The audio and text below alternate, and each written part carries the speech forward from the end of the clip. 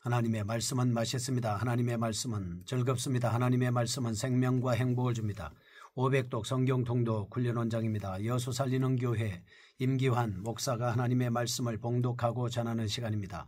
함께 하시면 기적이 일어납니다. 알람을 설정하시고 들으시면 좋겠습니다. 본 방송은 유튜브에서 성경통독 임기환 검색하시고 구독하시면 계속되는 하나님의 말씀 업데이트를 통해서 은혜 받으실 수 있습니다. 오늘은 시편 110편을 봉독하고 말씀을 전하겠습니다. 시편 110편 다윗의 시. 여호와께서 내 주에게 말씀하시기를 내가 내 원수들로 내 발판이 되게 하기까지 너는 내 오른쪽에 앉아있으라 하셨도다. 여호와께서 시온에서부터 주의 권능의 규를 내보내시리니 주는 원수들 중에서 다스리소서. 주의 권능의 날에 주의 백성이 거룩한 옷을 입고 즐거이 헌신하니 새벽 이슬 같은 주의 청년들이 주께 나오는도다. 여호와는 맹세하고 변하지 아니하시리라. 이르시기를 너는 멜기세덱의 서열을 따라 영원한 제사장이라 하셨도다. 주의 오른쪽에 계신 주께서 그의 노하시는 날에 왕들을 쳐서 깨뜨리실 것이라. 문 나라를 심판하여 시체로 가득하게 하시고 여러 나라의 머리를 쳐서 깨뜨리시며 길가에 시냇물을 마심으로 그의 머리를 드시리로다. 아멘. 시편 110편입니다. 왕과 제사장 되신 그리스도에 대한 말씀을 살펴보겠습니다. 구약에 나타난 여러 메시아 예언에 관련된 시편 중에서도 특별히 빛나는 보석과 같은 본시는 예수님은 물론 여러 사도들도 수없이 인용한 유명한 시입니다. 그리스도의 통치의 영원하심과 제사장직의 연속성을 선포하고 있는 메시아 시라고 하겠습니다. 그리스도의 왕적 제사장직을 묘사하고 있는 시인은 먼저 1절에서 3절 왕 되신 그리스도에 대한 말씀입니다. 4절 통치를 노래한 후 중보자로서의 제사장 되신 그리스도를 선포하고 있습니다. 5절에서 7절 나아가 온 우주의 왕이신 그리스도의 심판을 노래하고 있습니다. 이처럼 본시는 하나님의 계시를 대언하는 예언적 특징을 지니고 있습니다. 이스라엘 역사상 그 누구도 취하지 못했던 통치자로서의 왕직과 중보자로서의 제사장직을 겸하시고 세상을 심판하시는 메시아를 선포하는 제왕시로서 장엄하고 엄미한 분위기를 자아내고 있습니다.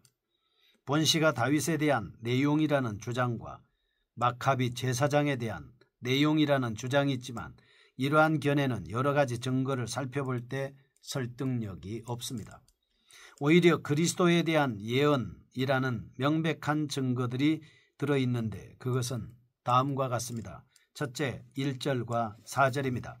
1절 여호와께서 내 주에게 말씀하시기를 내가 내 원수들로 내 발판이 되게 하기까지 너는 내 오른쪽에 앉아있으라 하셨도다. 4절 여호와는 맹세하고 변하지 아니하시리라.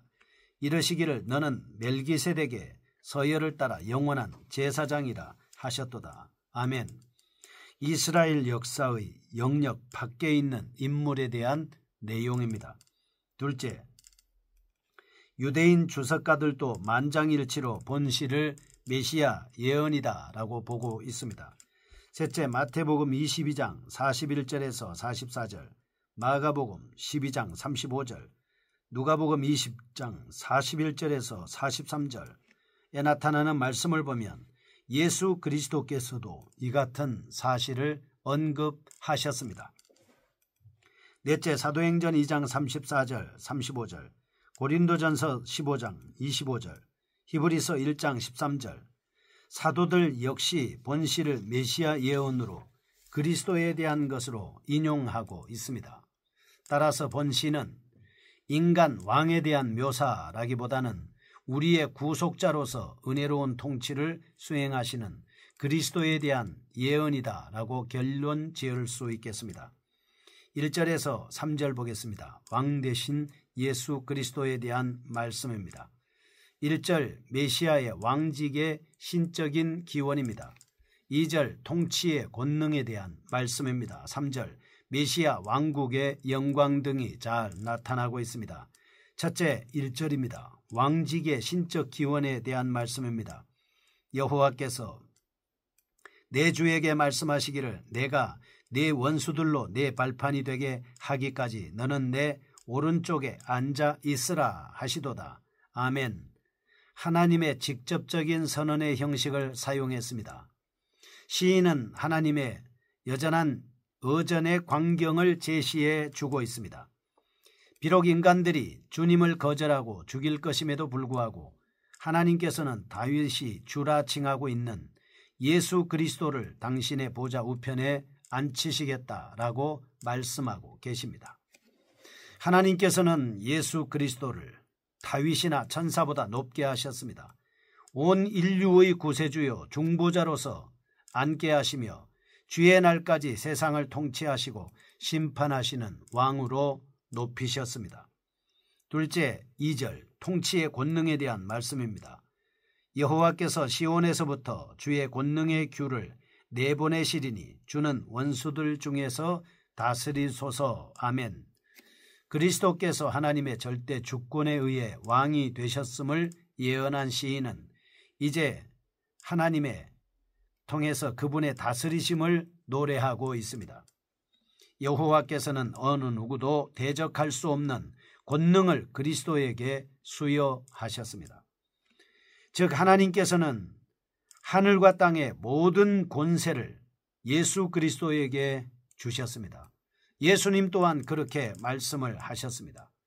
이처럼 신적 왕권을 지니신 그리스도는 신적 권능으로 모든 원수를 파멸을 시키시고 하나님의 나라를 땅끝까지 확장시키실 것입니다. 셋째, 3절입니다.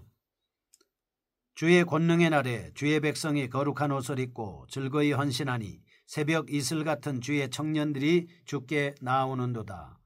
아멘. 그리스도의 왕국의 면모를 볼 수 있겠습니다. 신적 왕권과 신적 권능의 통치로 인한 그리스도의 왕국의 면모는 어떠할까요? 시인은 군사용어를 사용해서 왕의 군대를 묘사하고 있습니다. 심판의 날에 수많은 주의 백성들이 그리스도의 군사로서 그리스도의 명령에 대해 자발적이고 즐거운 복종을 합니다. 그들은 오직 하나님만 섬기기 위하여 성별된 자들입니다. 완전하게 준비된 자들입니다.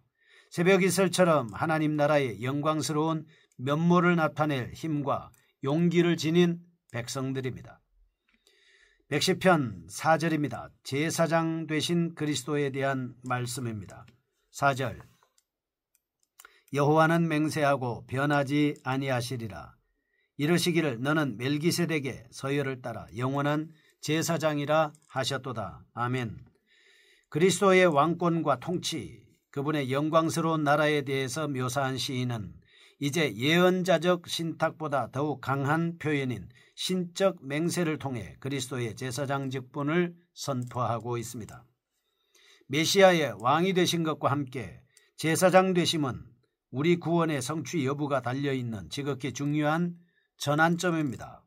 시인은 본달락에 강조점을 두지 않을 수 없었을 것입니다. 만약 우리에게 중보자가 없다면 거룩하신 하나님 앞에 나아갈 수 있는 사람은 아무도 없습니다.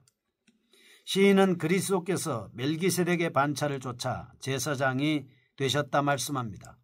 율법의 제도에 의거하여 이루어지는 아론과 레위인의 제사장직을 초월하여 존재하는 히브리서 7장 11절과 12절의 해석처럼 영원한 제사장이심을 강조하고 있습니다. 모세를 통해서 주어진 율법이 바뀌어 시행될 수 있음을 의도적으로 표현한 것입니다.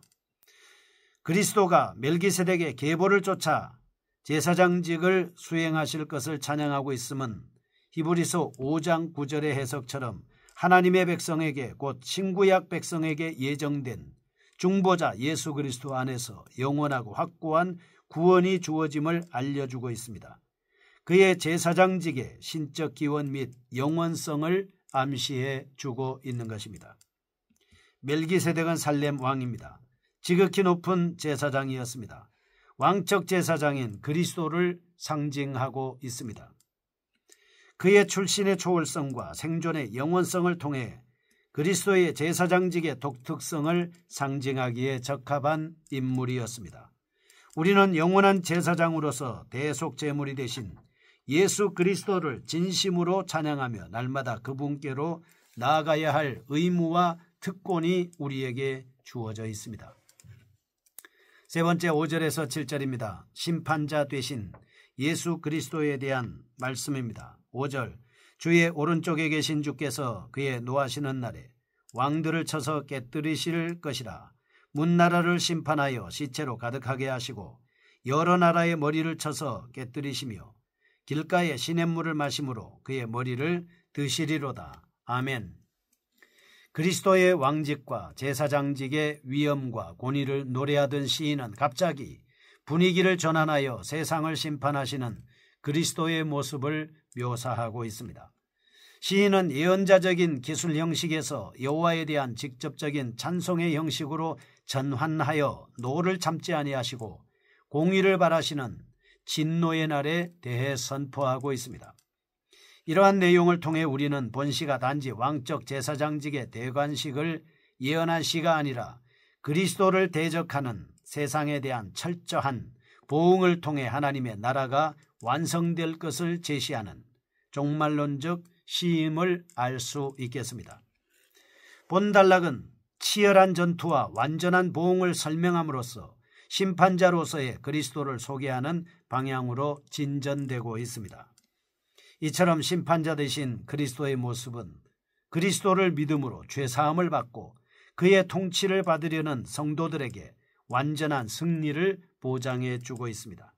아무리 세상이 극렬하게 핍박한다 할지라도 결국은 패망할 것임을 믿게 해주고 있는 것입니다. 그리스도께서 능력으로 세상을 심판하시는 날에는 그리스도를 대적하고 반역했던 불순종의 자식들이 완전히 멸망하게 될 것입니다. 또한 심판자 되신 그리스도는 기드온의 300명 용사와 같이 원수들의 맹렬한 대적에도 불구하고 자신의 안위를 돌아보지 아니하며 싸우러 나가는 모습, 혹은 영웅적인 삼손이 고통스러운 전투 속에서도 새 힘을 얻고 즐거운 환호 속에 머리를 드는 모습을 연상하게 하고 있습니다. 하나님의 백성을 위하여 용기 있고 능력 있는 구원자로서 역할을 수행하시는 인자하신 모습을 강렬하게 제시해주고 있습니다. 이처럼 구약시대에 다윗이 선포한 그리스도의 영광스러운 모습은 우리를 더욱 감사와 헌신의 생활로 인도하는 원동력이 됐습니다. 우리가 그리스도의 권능과 최후 승리를 확신한다면 어떠한 고통과 희생 속에서도 즐거운 마음으로 영적 전투를 수행할 수 있습니다. 고난과 싸우는 교회가 하늘의 주님께 순종하는 십자가 군대라는 증표인 동시에 하늘의 찬란한 승리에 참여하는 유일한 방법이다 하는 것이죠. 마지막으로 우리는 새벽 이슬 같은 청년이 되어야 합니다. 첫째, 3절 거룩한 옷을 입은 청년들입니다. 로마서 13장 14절 오직 주 예수 그리스도로 옷 입고 정욕을 위하여 육신의 일을 도모하지 말라. 그리스도로 옷 입었다는 것은 그리스도의 언행을 하라는 것이며 행동을 하라는 것입니다. 둘째, 3절 즐거이 헌신하는 청년들입니다. 즐거워함으로 자발적으로 헌신하면 복을 받습니다. 주님의 나라와 주의 복음을 위해 헌신해야 하는 것이죠. 셋째, 3절 주님이 청년이 되어야 합니다. 우리는 세상에 살지만 주님의 사람으로, 주님의 소유된 사람으로, 주님의 청년으로 세상을 살아야 합니다. 청년들은 주님의 빛나는 영롱한 새벽 이슬이 되어야 합니다. 세상을 싱싱하게 하는 이 새벽 이슬 같은 청년은 거룩한 옷을 입고 주님께 즐겁게 헌신해야 하는 것입니다. 주님의 소유된 청년이 되어야 하고 주의 청년은 세상을 이기고 승리해야 하는 것입니다. 거룩하신 하나님 아버지, 거룩한 옷을 입은 청년들같이 즐거이 헌신하는 청년같이 주님의 청년이 되어 주님을 찬양하는 저희가 되게 하여 주옵소서. 예수님의 이름으로 기도합니다. 아멘. 여수 살리는 교회 임기환 목사였습니다. 지금 극동방송을 듣게 하세요. 기적이 일어납니다. 우리는 지금 생명을 전하고 있습니다.